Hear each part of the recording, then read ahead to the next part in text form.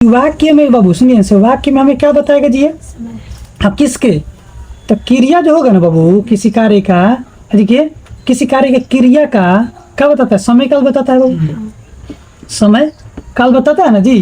अब सुनिए यहाँ पे एक बात आपको क्या जानना है सबसे इम्पोर्टेंट, यहीं से आपको पूरा चैप्टर शुरू हो रहा है, ठीक ना। हमको पढ़ना है, तुमसे यहाँ से पूछा जाएगा कि हाउ मेनी, ऐसे करके लिख लीजिए, तो आपसे कहा जाएगा कि हाउ मेनी टाइप्स ऑफ क्या चाहिए बाबू? टेंस। तुमसे टेंस पढ़ते इसमें पूछा है कितने प्रकार के होते हैं, तो पहले तुम क्या कहोगे बाबू? तो तुम्हारा रिप्लाई क्या आना चाहिए यहाँ से? तो तुम कहोगे कि देयर आर क्या बाबू?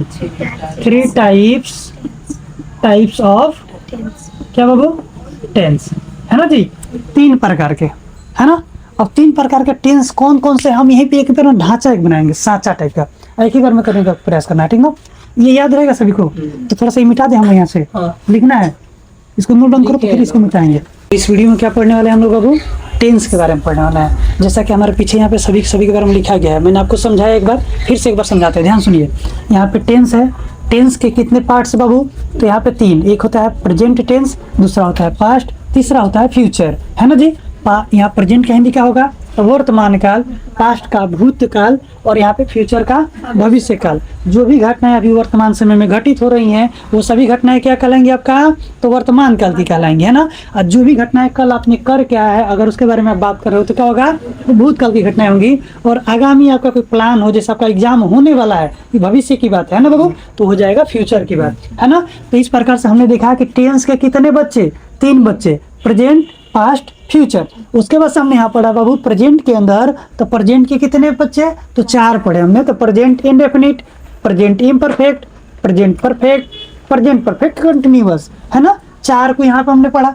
फिर उसी प्रकार से हमने पास्ट में जब देखा तो past indefinite, past imperfect, past perfect, past perfect continuous. आप सभी को बता दूं मैं फिर से यहाँ पे कि पास्ट इंडेफिनिट जो है आपका, इसे हम लोग सिंपल पास्ट के नाम से भी जानते हैं, ये भी आपको याद रखना है। पास्ट इम्परफेक्ट जो है इसे हम लोग यहाँ पे क्या जानते हैं बाबू? पास्ट कंटिन्यूअस के नाम से भी जानते हैं, ये भी आपको याद रखना है। इसी प्रकार से यहाँ देखिए फ्यूचर के अंदर, तो फ्यूचर इंडेफिनिट पढ़ना है, जिसे हम लोग क्या बोल सकते हैं बाबू? सिंपल फ्यूचर के भी नाम से जान सकते हैं। और फ्यूचर इम्परफेक्ट मतलब क्या चीज? फ्यूचर कंटिन्यूअस के नाम से भी इसे जान सकते हैं। उसके बाद से क्या चाहिए? फ्यूचर परफेक्ट और फ्यूचर परफेक्ट कंटिन्यूअस। इस प्रकार से आप सभी को कुल मिला के एक बात बता दूं कि टेंस के 3 बच्चे और इसके तीनों बच्चों के 4 बच्चे, ये आप नोट डाउन करिए, फिर मैं आपको इसके बारे में एक्सप्लेन कराऊंगा। और आपके सामने ही यहाँ पे जो प्रश्न पूछे जाते हैं 12th में, उसको सॉल्व करने का तरीका भी बताऊंगा। तो जल्दी से आप इसे नोट डाउन पहले कर लो। सभी को मैंने यहाँ पे क्या बताया था वो सुनो ध्यान से। टेंस पढ़ा रहे थे, और टेंस के तुमको प्रकार हम क्या किए थे बताओ तो? टेंस के प्रकार हम तुम सभी को बता दिए थे कि नहीं बताते? बताओ। टेंस के बारे में हमने बताया था, टेंस का मतलब क्या होगा? काल। और इसके प्रकार को हमने क्या किया था? ये करके सब बता दिया था, बताया था ना। उसमें सबसे पहले हमने शुरू किसका किया था इसमें से पढ़ने के लिए? प्रेजेंट इंडेफिनिट को शुरू किया था ना। तो चलो एक बार फिर से मैं प्रेजेंट इंडेफिनिट को शुरू करने से पहले एक बात बता दूं, फिर से जो कल बताया था मैंने सभी को, ठीक ना। सुनो ध्यान से, जरूर लिख देती हूँ, तुमको दिक्कत होगा। क्या हम पढ़ने जा रहे थे इसमें सबसे पहले हम लोग? तो पढ़ने जाते प्रेजेंट, PRESENT, प्रेजेंट क्या बाबू? हाँ, इंडेफिनिट, प्रेजेंट इंडेफिनिट क्या बाबू? टेंस हम लोग पढ़ने जा रहे थे। और तुम सबों से एक प्रश्न है, टेंस पढ़ने जा रहे थे। अच्छा, इसी को क्या कहा जाता है? दूसरे भाषा में सिंपल प्रेजेंट भी कहा जाएगा। तो आपको किसी पर कंफ्यूजन नहीं होना चाहिए। अब देखिए ध्यान से, इस टेंस को पहचानने का हम आपको तरीका बताए थे कि किसी वाक्य को देख के आप कैसे पहचान लीजिएगा कि यह दिया गया जो वाक्य है बाबू वो प्रेजेंट इंडेफिनिट टेंस का वाक्य है। कैसे पहचानना है मैंने बताया तुम सभी को। हाँ, तो जब किसी वाक्य के क्रिया के अंत में क्या होगा? ता है, ती है, ते है इत्यादि होता है ना बाबू। हम शॉर्टकट में यहाँ पे मैंने कल आपको बताया था कि अगर किसी भी वाक्य के अंत में क्या दिखेगा? ता है, ये बाबू, ये तो ती है, और बाबू क्या होता है मैंने? ते है, ये मैंने बताया था आपको। तो ये दिए गए सभी वाक्य क्या होंगे आपके? बताइए। प्रेजेंट इंडेफिनिट टेंस के वाक्य होंगे, है ना बाबू। तो ऐसे टेंस के सेंटेंस को बनाने का जो आपका नियम होता है उसको देखिए, सबसे पहले मैं बता दूं, इसमें आपको पढ़ना है अफर्मेटिव सेंटेंस। क्या पढ़ना है? AFFIR, affirmative. क्या पढ़ना है बाबू? तो लीजिए अफर्मेटिव सेंटेंस। क्या लिखोगे आप लोग? तो अफर्मेटिव सेंटेंस, ठीक ना। ये आप डाल लोगे। अफर्मेटिव का हिंदी क्या होता है बताइए तो? बताइए। सकारात्मक। क्या होता है बाबू? सकारात्मक। क्या कहोगे आप लोग? सकारात्मक वाक्य। क्या कहोगे बाबू? सकारात्मक वाक्य। इसके बारे में हम पढ़ने वाले हैं, तो सबसे पहले मेरा रूल जो होगा, है ना, हम लोग रूल पढ़ेंगे। हाँ, अब सुनो, मैं सभी को क्या बता रहा था यहाँ पे कि प्रेजेंट इंडेफिनिट टेंस के जो वाक्य होंगे उसको पहचानने का तरीका क्या है आपके पास? ता है, ती है, ते है। और इस टेंस के अंतर्गत हम सबसे पहले किस तरह के वाक्य को पढ़ेंगे बाबू? तो अफर्मेटिव सेंटेंस पढ़ेंगे, जिसका हिंदी में हम लोग क्या कहते हैं? सकारात्मक वाक्य कहते हैं, ठीक ना। अब आइए इसको बनाने का आपका नियम और रूल क्या होता है, थोड़ा समझिए ध्यान से बाबू। इसका रूल क्या होता है देखिए, तो सबसे पहले क्या कहोगे यहाँ देखो बाबू, सबसे पहले कहोगे कि हम लिखेंगे सर सब्जेक्ट, ठीक ना। सब्जेक्ट उसे क्या लिखेंगे? V1 कहेंगे, और भाग का 5वां रूप कहेंगे, और प्लस यहाँ पे क्या कहेंगे बाबू? ऑब्जेक्ट कहेंगे। यही इसका क्या है? बनाने का नियम है। इसी सूत्र पे हम क्या करेंगे? वाक्य को बनाएंगे, है ना। और फिर से यहाँ पे 3 बात हमारे सामने आ रहा है, एक सब्जेक्ट, एक वर्ब और एक आ रहा है ऑब्जेक्ट, है ना। तो मैंने कल भी आपको यहाँ पे क्या समझाया था ना, फिर से एक बार समझाते हैं, यहाँ पे थोड़ा सा ध्यान से समझ लो कि होता क्या है, ठीक ना। देखिए तो बाबू, अगर मैं कहूँ यहाँ पे कल वाला ही वाक्य ले लेते हैं, तो राम बाबू, राम यहाँ पे आपसे वाक्य समझा रहे हैं हम कि राम किताब बाबू देखिए तो पढ़ता है, ये वाक्य दिया गया रहेगा, ठीक ना। इस वाक्य में आपको पता करना है कि कौन सब्जेक्ट है, कौन ऑब्जेक्ट है, कौन वर्ब है। ये पता करोगे तभी ना वाक्य बनाओगे। तो देखिए ध्यान से समझिए, ये जो वाक्य दिया गया है, इस वाक्य को पढ़िएगा, और इसमें जो कार्य को कर रहा होगा उसे हम क्या कहेंगे? सब्जेक्ट कहेंगे, क्योंकि सब्जेक्ट को हिंदी में क्या कहते हैं बाबू? कर्ता कहते हैं। यहाँ लिख देते हैं, देखिए ध्यान से, देखिए समझिए, समझिए सब्जेक्ट जो होता है इसका हिंदी क्या होता है? कर्ता होता है ना मेरे भाई, ठीक ना। कर्ता का मतलब क्या है? तो जो किसी कार्य को कर रहा होगा उसे हम लोग क्या कहेंगे? कर्ता कहेंगे, है ना बाबू। तो देखिए, तो इसमें जो किताब पढ़ने का काम जो कर रहा है वो कौन कर रहा है बताइए? राम कर रहा है। तो आप राम को क्या कहिएगा बताइए? कर्ता यानी कि सब्जेक्ट कहिएगा कि नहीं कहिएगा बताइए, है ना। अच्छा, राम जो काम कर रहा होगा उसे हम लोग क्या कहेंगे? उसे हम लोग क्या कहेंगे? वर्ब कहेंगे, है ना बाबू। उसे हम लोग क्या कहेंगे बाबू? उसे हम लोग यहाँ पे वर्ब कहेंगे। समझ में आ रहा है आप लोगों को? बताइए, क्लियर है बाबू? अब सुनिए ध्यान से आप सब।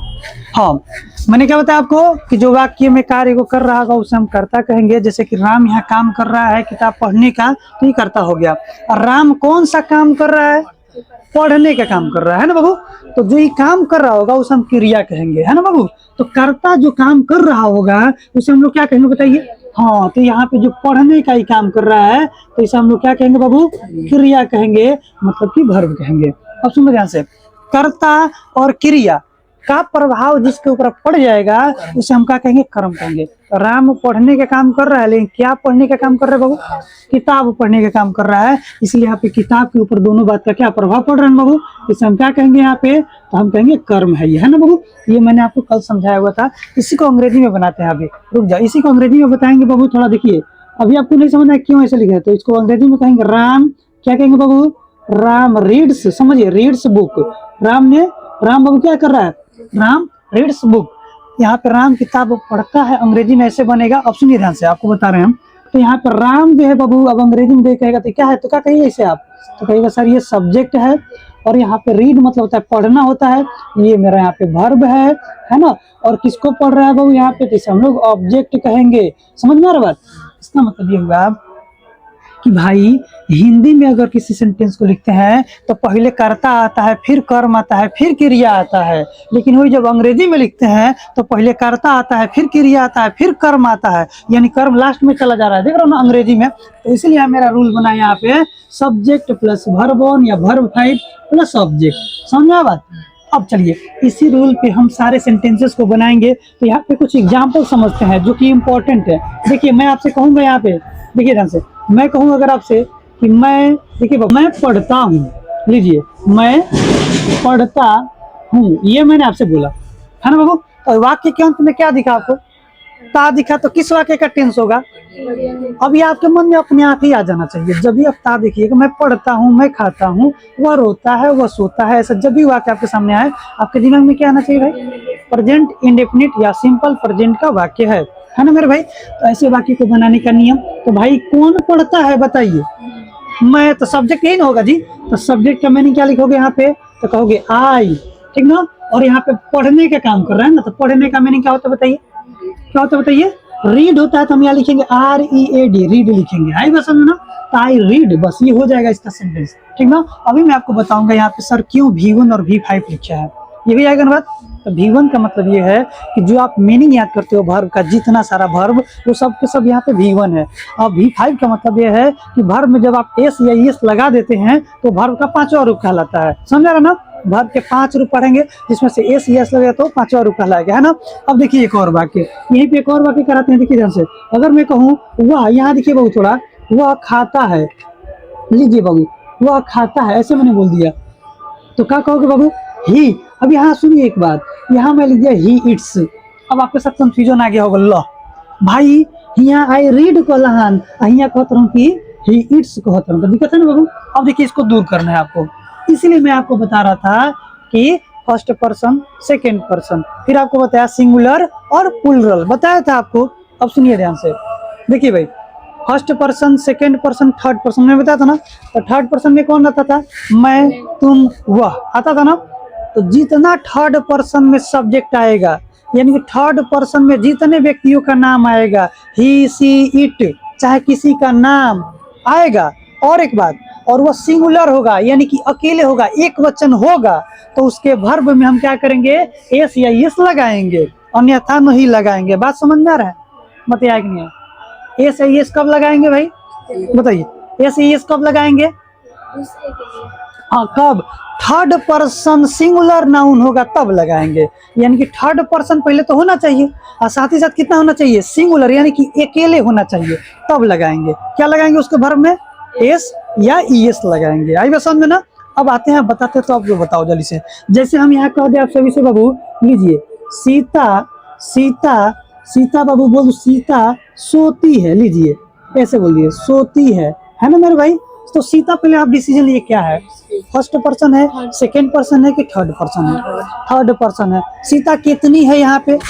एक है, ठीक ना। तो सिंगुलर हुआ कि नहीं हुआ? और सिंगुलर होगा तो एक वर्ब में क्या लगाएंगे? एस चाहे एस लगाएंगे। तो चलिए आप क्या कहोगे? कहोगे कि सर यहाँ लिखिए सीता, ठीक ना। सोना क्या होता है? S double E P, sleep होता है, लेकिन में हम एस लगाएंगे। क्यों एस लगाएंगे? समझ में आया ना? क्योंकि ये थर्ड पर्सन सिंगुलर नाउन है, इसीलिए इसके भर में एस या एस हम लगाएंगे। समझ में आ रहा अभी? अच्छा एक और प्रश्न लीजिए, क्योंकि आपके पास साथ कंफ्यूजन नहीं होना चाहिए। एक और वाक्य यहाँ समझिए, अगर मैं यहाँ पे कह दूं कि वे लोग, समझिए बात को, वे लोग, समझिए बात को, वे लोग बाबू क्या करते हैं? यहाँ देखिए जी, वे लोग खेलते हैं। देखिए पूरा का पूरा डाउट ना क्लियर हो तो तुम कहना, वे लोग खेलते हैं। पहले वे लोग के बारे में बताओ, वे लोग क्या है? कौन से पर्सन है पहले बताइए? Third person. तो वे लोग जो है एक व्यक्ति है कि एक से ज्यादा लोग हैं? तो एक से ज्यादा है। मैंने आपसे बताया कि एस या एस कब लगाना है? जब अकेले होगा और थर्ड पर्सन होगा तब लगाएंगे। लेकिन यहाँ पे ये अकेले है क्या बताइए? थर्ड पर्सन है लेकिन अकेले है क्या? तो अकेले नहीं तो क्या इसके भर में एस लगाओगे? नहीं लगाएंगे। तो हम क्या कहेंगे यहाँ पे बाबू? हम कहेंगे कि दे, और यहाँ पे क्या कहेंगे बाबू? लिखेंगे यहाँ पर प्ले, इसमें एस नहीं लगाएंगे। और नहीं लगाने का रीजन क्या है? क्योंकि ये थर्ड पर्सन तो है लेकिन ये प्लूरल है, इसलिए इसके भर में हम एस या एस नहीं लगाएंगे। हाँ सिंगुलर में बस लगेगा। कंडीशन क्या है? थर्ड पर्सन होना चाहिए और एक वचन होना चाहिए तभी लगेगा। हाँ नाम के साथ लगेगा, ही सी इट के साथ लगेगा, ठीक ना।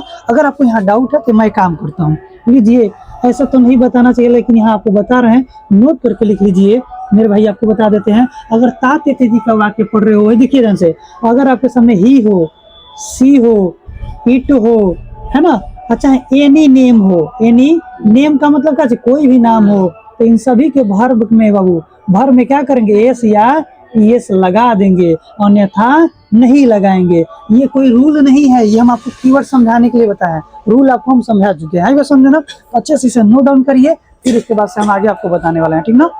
चलिए इसको उतार लीजिए, अच्छे से कर लीजिए पहले। तो यहाँ पे सुनिए ध्यान से, अभी जो रूल तुमको समझाया और ज्यादा एग्जाम्पल कराते हैं क्योंकि मैं सारा डाउट क्लियर करो। अब देखो बाबू एग्जाम्पल तुम्हारे सामने यहाँ पे देखो, तो देखिए। अच्छा एक बात हो, तुमने नाम के बारे में पढ़ा, अगर कहीं ऐसा कह दे, ये देखिए थोड़ा देखिए बाबू, ये लीजिए ऐसा कह दे सीता, समझिए बात को, सीता बाबू कलम, कलम खरीदती, देखिए बाबू सीता कलम खरीदती है। देखिए ऐसा सेंटेंस है, थोड़ा सा बड़ा कर दिया भाई। कलम खरीदने का काम कौन कर रही है भाई? सीता। तो सब्जेक्ट कौन होगी? सीता। सीता क्या कर रही है भाई? खरीदना। तो खरीदना क्या हो जाएगा? वर्ब हो जाएगा। किसको खरीद रही है? तो क्या हो जाएगा, ऑब्जेक्ट हो जाएगा। ये तो तुम सब पहचान ले रहा है। अभी पूरा तुम लोग इसका क्या करेगा, पोस्टमार्टम कर देगा, है ना जी, कि कौन क्या क्या है, नहीं कर लोगे। अब आ जाओ यहाँ पे। तो सीता के लिए क्या कहोगे अंग्रेजी बाबू, बताइए। तुम कहोगे यहाँ पे सीता, हो गया ना। तो खरीदना का मीनिंग आएगा, क्योंकि भर बोल रहा था ना। तो खरीदना का मीनिंग क्या होता है बाबू, बताइए। BUY होता है, लेकिन ये नाम है और एक वचन है, तो इसीलिए इसके भर में क्या लगाएंगे, एस या यस लगाएंगे। तो यहाँ पे एस लगा देंगे, हो जाएगा ना बाबू। देखो तो ध्यान से, तो सीता बाइज क्या बाबू यहाँ पे पेन, देख रहे हो ध्यान से, ठीक ना। एक वचन होगा तो एस लगाएंगे, नहीं तो नहीं लगाएंगे। अब आगे एक और सवाल लीजिए, यहाँ देखिए, लीजिए भाई। इस बार राधा अवर, सुनिएगा, कंफ्यूजन पैदा करेगा आपको। राधा अवर गीता, यहाँ देखिए, क्रिकेट खेलती है, लीजिए खेलती है। अब समझिए बात को ध्यान से। अब थोड़ा सा आपके सामने कंफ्यूजन पैदा हुआ होगा, देखिए ध्यान से समझिए। अब क्या है भाई, राधा और गीता दो लोग हो गए ना भाई, है ना जी। लेकिन दोनों के दोनों नाम है।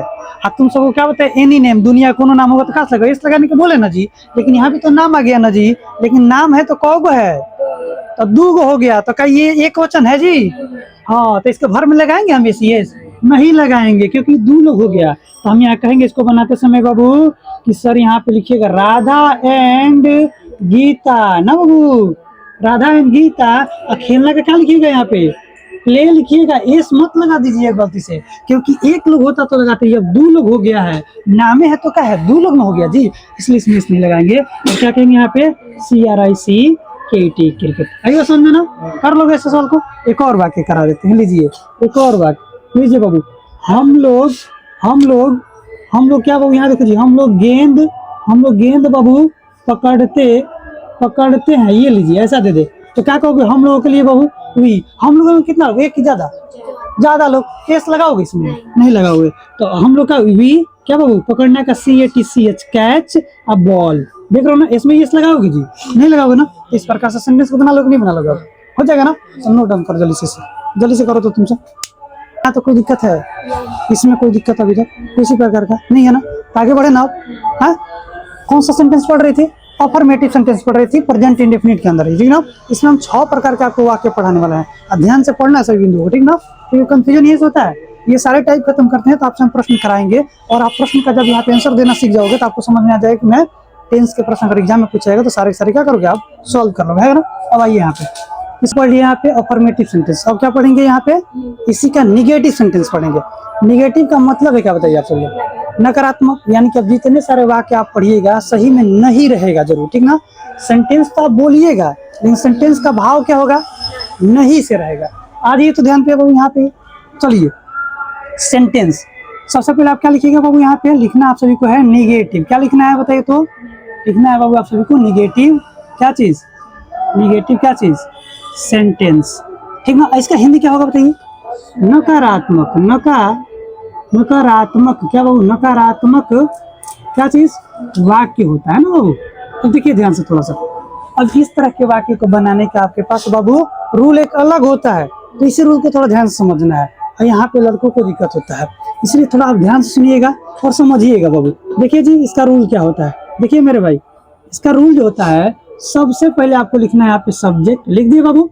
सब्जेक्ट के पास इसमें एक नया चीज आ जाता है, इसी का आपको समझना है ध्यान से।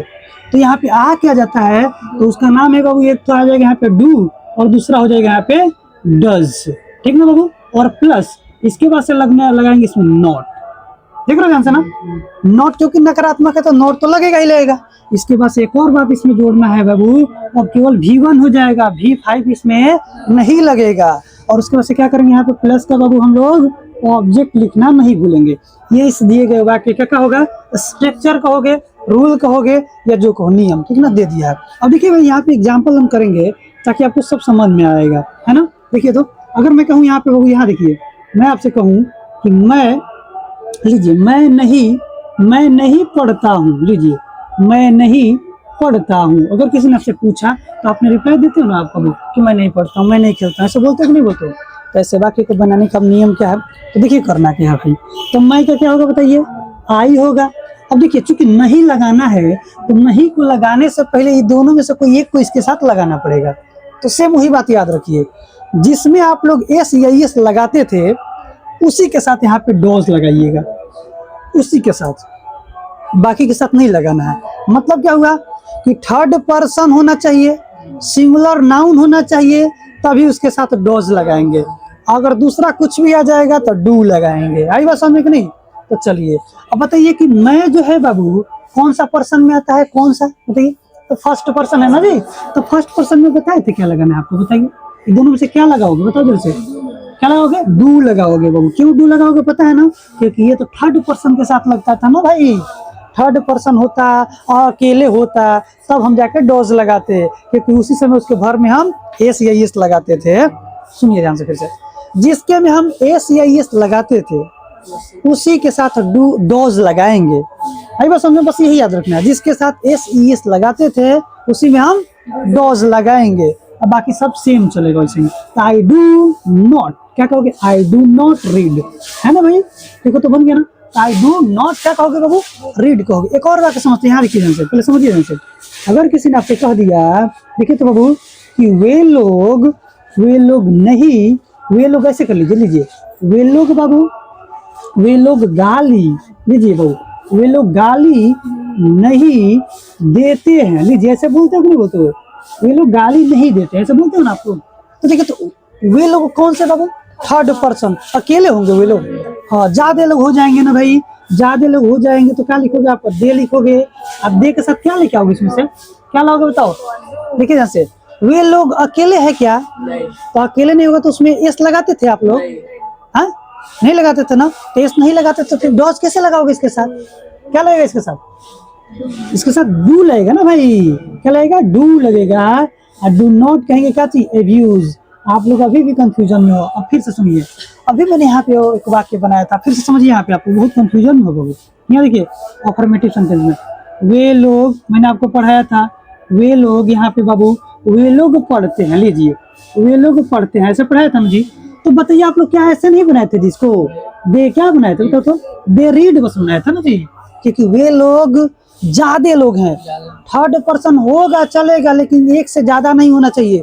अगर एक से ज्यादा हो जाएगा ना भाई तो उसमें हम एस नहीं लगाते हैं। और जब यहाँ एस नहीं लगेगा जेकरा साथे, ओकरा साथे यहाँ से डू लगेगा, और जेकरा में यहाँ एस लगेगा ओकरा साथे डॉज लगेगा। यही तो ध्यान में रखना है। समझ में आ सकते क्या करना है, समझ में आ गया ना? चलिए भाई, तो देखिए इसके साथ क्यों डू लग गया? क्योंकि ये थर्ड पर्सन तो है लेकिन ढेर लोग है, ज्यादा लोग है, प्लूरल सब्जेक्ट है, इसीलिए इसके साथ यहाँ पे डू लगेगा। आई बात समझे ना? क्या करो? दे डू नॉट एब्यूज, ठीक ना? तो वे लोग गाली नहीं देते हैं, ऐसे आपको ध्यान में रखना है। अब आगे देखिए एक और वाक्य, एक वाक्य देते हैं यहाँ पे, वो देखिए तो बाबू लीजिए इस बार डाल लेते हैं, देखिए क्या करते हो आप लोग। सीता, देखिए ध्यान से, सीता बाबू इस बार डाल लेते हैं, लीजिए तो सीता किताब बाबू क्या चीज नहीं पढ़ती है, लीजिए इस बार ऐसा डाल दिया हमने, सीता किताब नहीं पढ़ती है। तो आप बताइए क्या कहोगे आप बाबू? कहोगे ना सीता, और सीता क्या लगाओगे बताओ तो? सीता, हाँ डॉज, फिर नॉट, पढ़ना का क्या लिखोगे आप? तो रीड, और क्या नहीं पढ़ रही है बाबू? तो बुक नहीं पढ़ रही है ना जी। ठीक, समझ आएगी नहीं आप? सीता, चूंकि सीता अकेले थी इसीलिए इसके में भर में एस लगाते थे, इसीलिए इसके साथ यहाँ पे डॉज लगाएंगे। आई बात समझ ना? कर लोगे ऐसे प्रश्न को। और एक दो एग्जाम्पल देखिए, क्योंकि एग्जाम्पल सबसे इंपॉर्टेंट है, सेंटेंस नहीं, एग्जाम्पल जरूरी है ना बाबू। चलिए एग्जाम्पल के लिए देखिए, जितना ज्यादा एग्जाम्पल समझोगे ना उतना ही ज्यादा क्लियर हो जाएगा। अब आगे देखो तो वो यहाँ पे एक दो एग्जाम्पल और कराते हैं आप सभी को। कोई भी डाउट हो तो अभी बोलना तुम सब। देखो यहाँ पे देखो ध्यान से, मान लो किसी ने कह दिया आपसे कि सुमन, ठीक ना बाबू, अवर, समझिए बात को ध्यान से, सुमन अवर अनु, है ना मेरे भाई? सुमन और अनु बाबू, सुमन और अनु स्कूल, लीजिए स्कूल नहीं जाते हैं, क्या बाबू? नहीं जाते हैं, लीजिए मतलब दोनों स्कूल नहीं जाती हैं, ठीक ना? सुमन और अनु क्या चाहिए? स्कूल नहीं जाती है, जाते हैं, ठीक ना? हो गया। देखो कैसे बनाओगे इस बात को, बताइए क्या कहोगे? तो आप कहोगे कि सर यहाँ पे हम कहेंगे कि सुमन एंड बाबू क्या कहोगे आप लोग? अनु कहोगे ना, सुमन एंड अनु। अब देखिए दो लोग हो गया है, हाँ तो क्या लगेगा? बहुत बढ़िया, वो तो लगेगा यहाँ पे डू, है ना? तो डू नॉट क्या कहोगे? गो टू स्कूल कहोगे ना बाबू, ये आपका वाक्य हो जाएगा। समझ में आया कि नहीं? यहाँ डॉज नहीं लगा सकते हैं क्योंकि दो लोग हो गया, कर लोगे ना? एक और वाक्य देखते हैं बाबू, लीजिए तो, लीजिए इस बार देखते हैं कौन बताता है भाई। लीजिए शिक्षक बाबू, शिक्षक, लीजिए तो शिक्षक बाबू गणित, शिक्षक गणित नहीं पढ़ा शिक्षक गणित बाबू नहीं पढ़ाते हैं, ऐसा वाक्य हो जाएगा। शिक्षक गणित नहीं पढ़ाते हैं, क्या कहिएगा बोलिए तो बाबू, बोलिए द टीचर, बोलिएगा ना बाबू द टीचर। टीचर क्या कहेगा, द टीचर क्या चाहिए, टीचर क्या चाहिए, टीचर अकेले है भाई, ठीक ना। क्या है, थर्ड पर्सन भी है, तो क्या कहिएगा, टीचर डज, क्या कहिएगा बाबू, टीचर डज नॉट क्या चीज, पढ़ाना को होता है टीच, तो क्या लिखिएगा TEACH टीच। और क्या नहीं पढ़ाते हैं बाबू, मैथ नहीं पढ़ाते हैं। आई बात समझ में ना, कर लोगे आप ऐसे वाक्य को, तो जल्दी से नोट डाउन करिए ताकि इसके आगे के नियम को आपको मैं पढ़ाऊंगा, ठीक ना। समझ में आ रहा है कि नहीं, समझ में आ रहा ना, तो चलो बढ़िया से डाल।